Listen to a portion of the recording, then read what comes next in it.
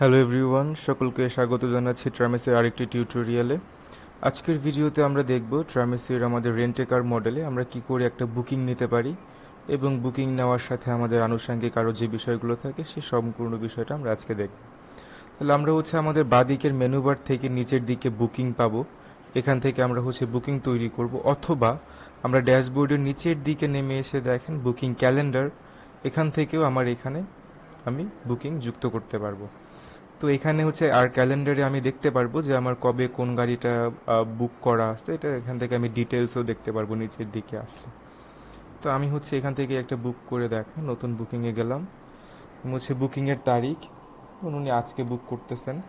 তাহলে আজকে 16 তারিখ। কি ধরনের গাড়ি নিচ্ছেন? আমি ধরলাম প্রাইভেট কার নিচ্ছেন। ট্রিপের ধরন ওয়ান ওয়ে, উনি শুধু যাবেন। পেমেন্টের ধরন নগদ। গাড়ি নাম্বার, আমার যে গাড়িটা উনি নিচ্ছেন।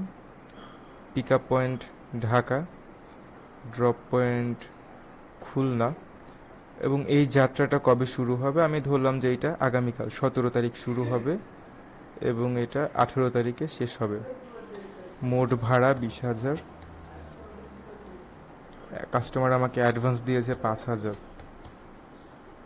কাস্টমারের নাম রাতুল। কাস্টমারের মোবাইল নাম্বার।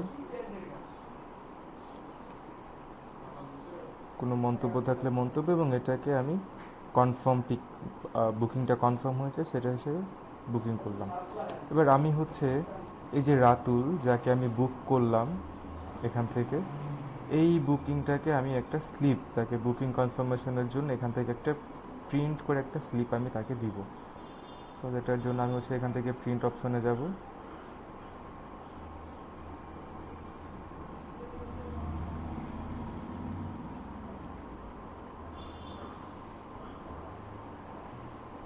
তাহলে এইটা একটা ইনভয়েস, এই ইনভয়েসটা আমি প্রিন্ট করে আমি আমার কাস্টমারকে তার টিকিট বুকিং কনফার্মেশনের জন্য দিতে পারি। এর বাইরেও যদি এই বুকিংয়ের কোনো ইনফরমেশন আমি ভুল দিয়ে থাকি তাহলে সেটাকে আমি এখান থেকে এডিট করতে পারবো। এই পেন্সিল বাটন থেকে আমি এডিট করব। আর সব কিছু ঠিকঠাক থাকলে আমার এডিটের কোনো দরকার হবে না। তাহলে এটাই। এবার যদি আমি ড্যাশবোর্ডে আসি, ড্যাশবোর্ডে এসে দেখেন আমি আজকে 16 তারিখ, আমি 17 তারিখের জন্য 17 এবং 18 এই 2 দিনের জন্য একটা বুকিং ছিল আমার।